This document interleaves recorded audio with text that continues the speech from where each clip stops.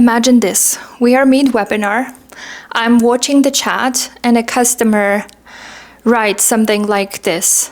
This is interesting, but could you just show us how to actually do it? And a few people upvoted it in real time live while someone from my team was presenting. This was painful and a very specific kind of feedback to receive. That was year one. 2 years later, the program looks completely different, and I want to walk you through how we got here. I run the live event program at my company. We have been doing this for 2 years now, more than 40 events, a handful of formats I'm genuinely proud of, and at least one I don't talk about.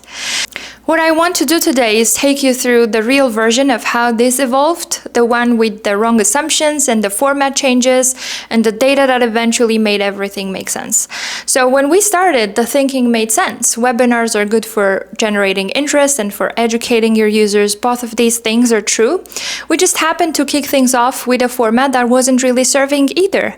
We did what most companies do: broad topic, thought leadership angle, a good speaker, 30 minutes, Q&A at the end, the kind of webinar you attend and walk away from thinking, yeah, that was nice, and then close the tab and move on.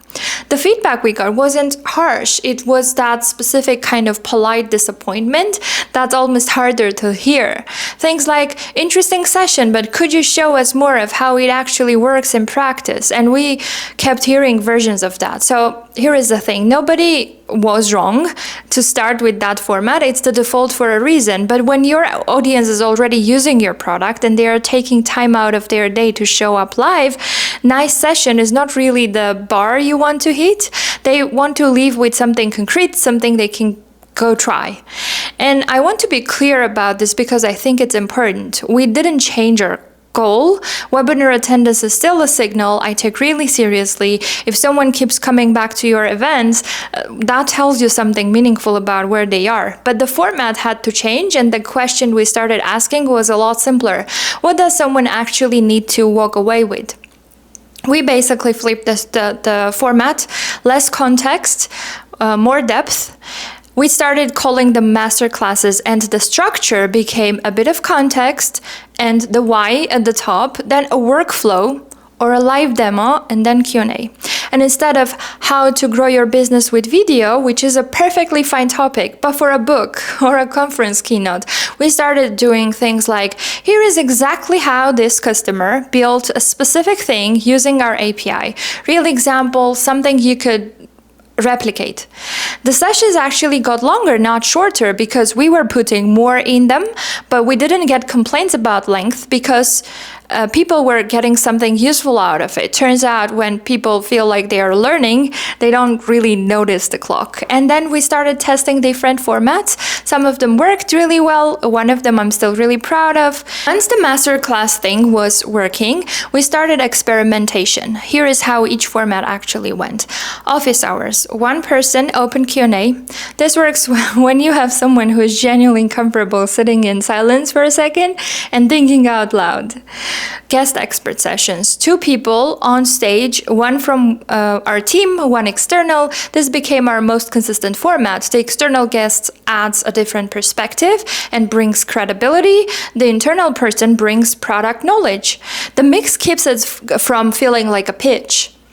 Product release events. We do an entire session on one new feature, just one. Go into every use case, answer every question, leave no mystery about how it works.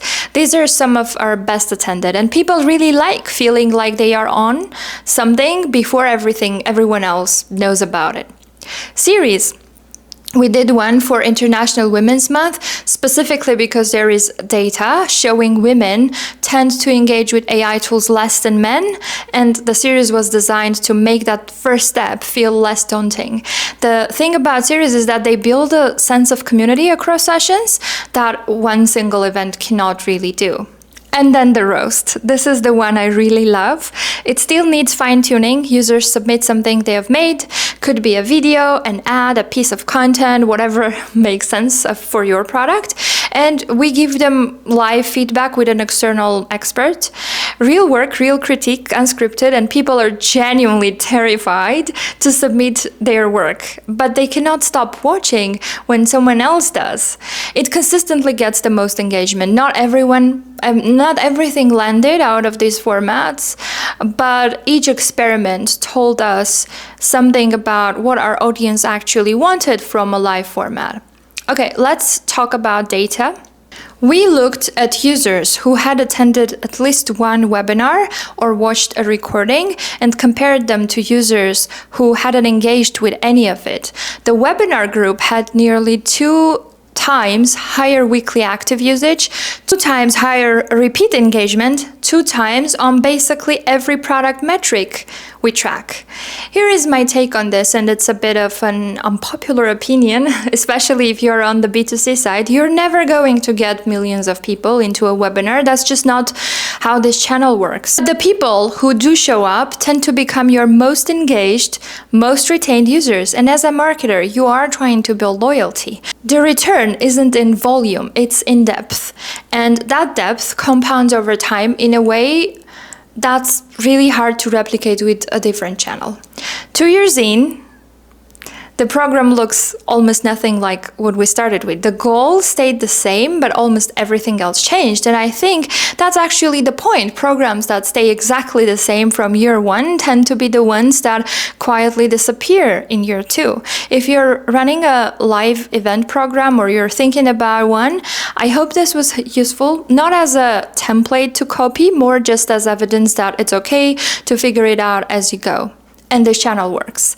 I think I will make another video about the mechanics behind actually making these things work, how we source a guest, how we promote before the event, what we do with the on-demand recording and the follow-up sequences that turn attendance into something measurable.